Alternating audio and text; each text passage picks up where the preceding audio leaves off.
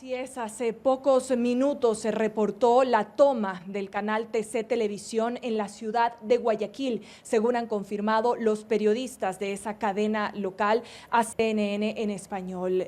Lo que serían algunos de los empleados, trabajadores que en momentos se encontraban en el estudio principal de TC Televisión fueron sometidos por hombres encapuchados que ingresaron a ese lugar. Horas de terror e incertidumbre vivió Ecuador este martes 9 de enero cuando comenzaron a circular imágenes que mostraban a un grupo de hombres encapuchados irrumpiendo las instalaciones del canal TC Televisión en Guayaquil. Las imágenes parecen mostrar que los individuos secuestraron a varias personas que al parecer son empleados del lugar. Esto ocurrió apenas un día después de que el presidente del país, Daniel Noboa, firmara un decreto de estado de excepción para todo el territorio, incluidas las cárceles, argumentando grave conmoción interna tras varios hechos, entre ellos la fuga reportada este domingo de Adolfo Macías, alias Fito, líder de los Choneros, una banda delictiva presuntamente vinculada con el tráfico de drogas. Tras la toma del canal de televisión, la noticia dio vuelta al mundo y Noboa firmó un decreto que declara el conflicto armado interno e identifica a varios grupos del crimen organizado transnacional como organizaciones terroristas y actores no estatales beligerantes. Al mismo tiempo, calificó de terroristas a 22 organizaciones criminales y ordenó que las Fuerzas Armadas realizaran operativos para neutralizarlas, de acuerdo con el contenido de la resolución compartido por el mandatario en la cuenta de X. La crisis colapsó las instituciones educativas. Por un lado, el Ministerio de Educación de Ecuador anunció en X que se suspenden clases presenciales en todo el sistema educativo nacional hasta el viernes 12 de enero. Por su parte, la Universidad de Guayaquil suspendió clases presenciales. Como una de las primeras acciones en respuesta a esta crisis, el gobierno de Ecuador instaló un Consejo de Seguridad Pública para analizar la situación del país, refirió Roberto Izurieta Canova, secretario general de Comunicaciones de la presidencia NEX. La Asamblea Nacional de Ecuador, por su parte, aseguró en un pronunciamiento que respalda las acciones realizadas por el gobierno nacional en materia de seguridad frente a la actual crisis para restablecer la paz y el orden en el territorio nacional. Incluso, el expresidente Rafael Correa se pronunció al respecto. El crimen organizado le ha declarado la guerra al Estado. Y el Estado debe prevalecer. El Estado debe vencer. Presidente Daniel Noboa, tenga todo nuestro total y irrestricto respaldo. Por favor, no ceda. Cualquier error, nuestras discrepancias políticas, las discutiremos al día siguiente de la victoria. La patria nuevamente vencerá. A mí me parece que hay que pasar justamente de estos pronunciamientos a que efectivamente haya una cooperación entre los distintos estamentos del sector público, en otras palabras, entre el Ejecutivo, el Legislativo, el Judicial, y también del Estado en su conjunto, con otras instancias, por ejemplo, las cámaras de la producción, los municipios, los consejos provinciales, las universidades, el sistema de transporte. A mí me parece que ya es hora de dejar de las posiciones líricas que muy poco aportan y que más bien se pongan ya a definir formas de cooperación para enfrentar este tipo de cosas.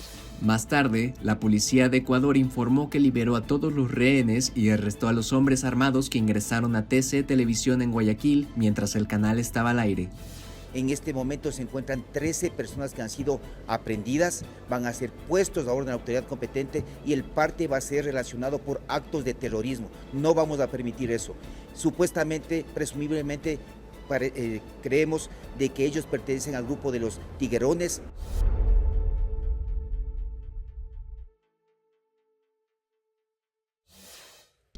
Debería haber sido el preso más celosamente vigilado de Ecuador. Entonces, ¿cómo fue que el famoso líder criminal Adolfo Macías, alias Fito, pudo escapar de la cárcel? El gobierno ecuatoriano no puede decir cómo ni siquiera cuándo Fito, quien cumplía una condena de 34 años por narcotráfico, asesinato y crimen organizado, escapó de esta prisión en Guayaquil. Se descubrió que había desaparecido el domingo justo cuando estaba a punto de ser trasladado a un centro de máxima seguridad. Hemos ya procesado a las personas que estaban a cargo de la penitenciaría litoral cuando no encontramos a Fito.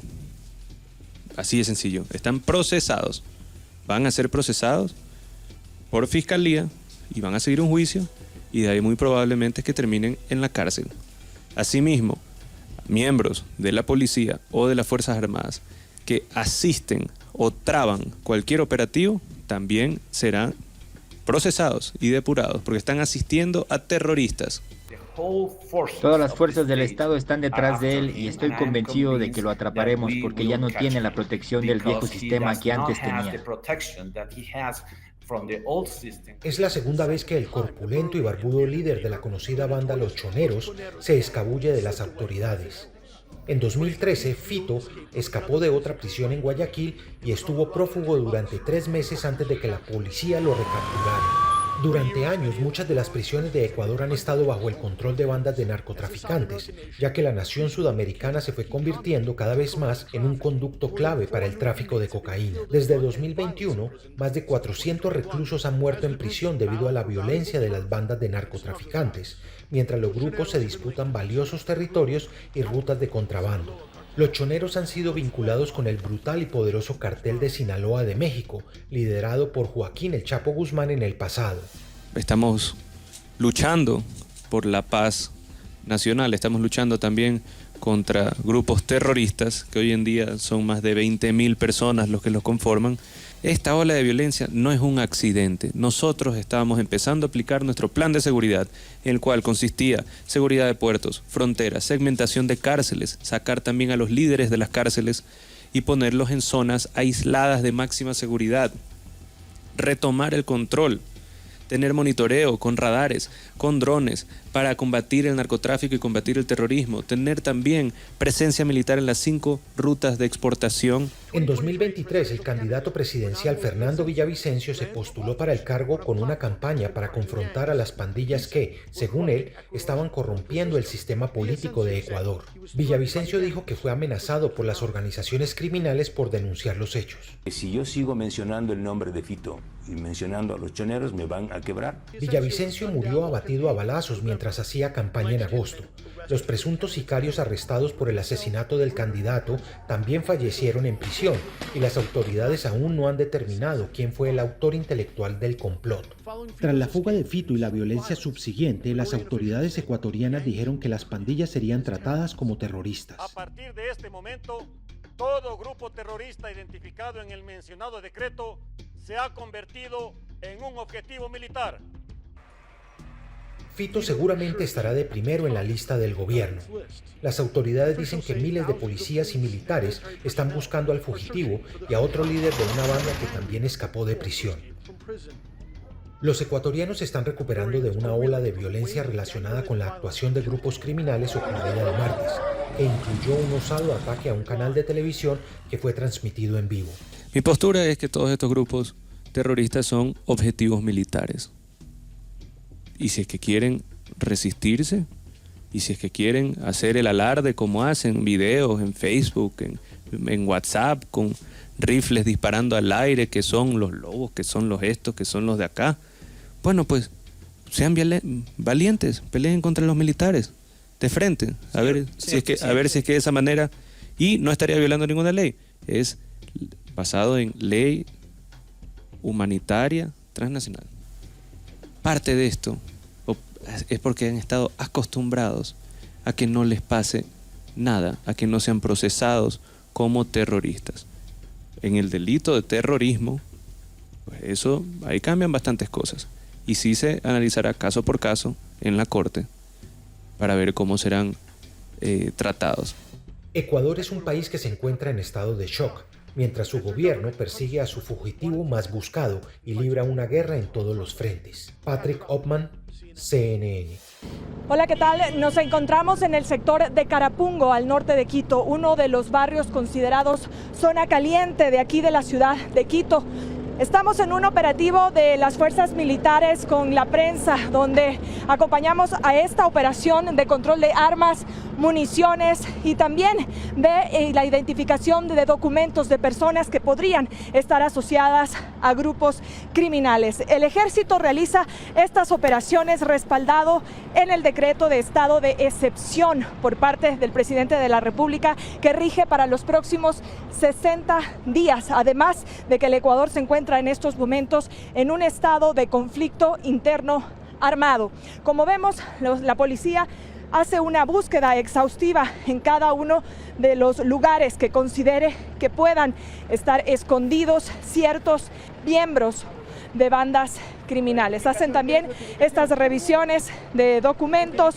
Como vemos, si mi camarógrafo evita grabar caras y rostros, vemos que se requisan mochilas, maletas de algunas de las personas. Se les solicita también documentos de identidad para poder identificar a estas personas si tendrían antecedentes penales o no. Así avanzamos por una de las calles del sector de Carapungo, al norte de Quito, y hemos visto también cómo la gente aplaude a los miembros de las Fuerzas Armadas el momento que pasan por estas calles, a las que consideran se ha descuidado por parte del Estado y donde, insisten, la delincuencia ha tomado y ha ganado terreno. Le voy a pedir ahora mismo a Jason, mi camarógrafo, que regresemos por este lado, donde también pueden observar que se usan carros especiales blindados del ejército ecuatoriano para esta operación militar, que lo que busca, insistimos, es hacer un control de armas, municiones y también identificar zonas donde se esconderían miembros asociados a grupos criminales. Continuamos nosotros el avance de esta caravana que va muy rápido, se para en ciertos sectores, luego avanza a otras esquinas y parques también, pero lo que sí vemos es que la gente nos ha dicho que creen que esta acción de las Fuerzas Armadas es de alguna manera positiva por el miedo que viven producto de la delincuencia criminal. Para CNN, Ana María Cañizares, Carapungo, Quito, Ecuador. Eso te decía, José Luis, si me permitís, empezar por el principio, si pudieras, nosotros hemos compartido ayer en vivo y estamos viendo tan solo una postal de lo que te ha pasado, porque de alguna manera fuiste la cara de lo que sucedía allí en el momento en que estas personas ingresaban a tomar rehenes y a violentar TC Televisión. ¿Qué recordás de esos instantes, José? Bueno, te digo que el noticiero estaba al aire.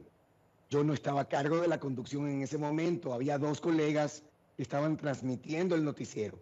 Por eso es que quedó anclada la señal. Eran las 2 a 2:30 de la tarde. Compartía con unos colegas, luego de la jornada de almuerzo, en la redacción del noticiero.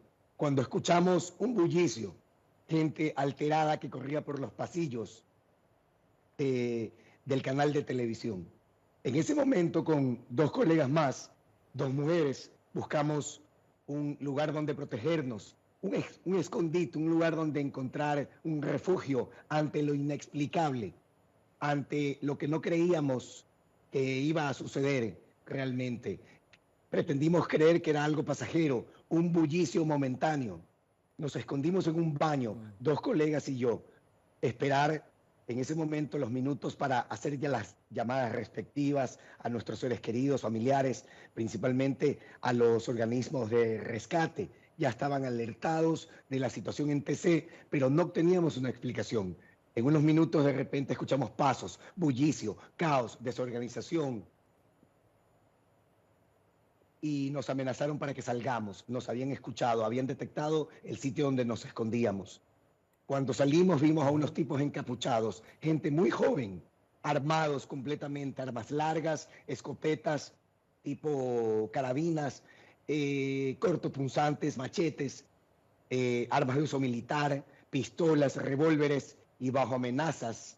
E incluso estaban afectando la honra y la integridad física de mis compañeras. Yo estaba anticipándome a la salida, detrás mío estas personas, estas colegas, nos condujeron al estudio de televisión donde estaba anclada la señal. Los dos colegas estaban transmitiendo el noticiero junto con los camarógrafos, pero tan solo los dos colegas lograron ponerse a buen recaudo.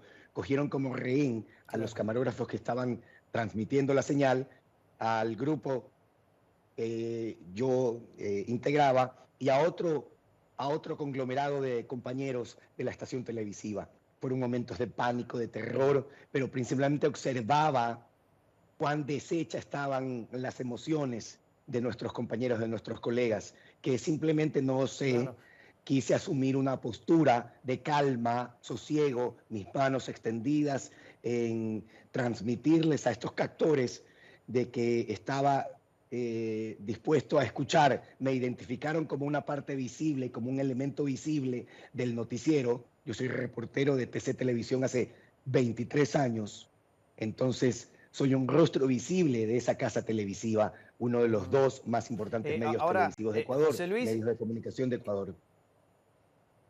En esos instantes, cuando como bien estás contando, extendés tus brazos en señal de calma, mostrándote como una persona que podría ser incluso un intermediario para poder dialogar con ellos, para llevar justamente cierta paz. Bueno, a eso quiero ir.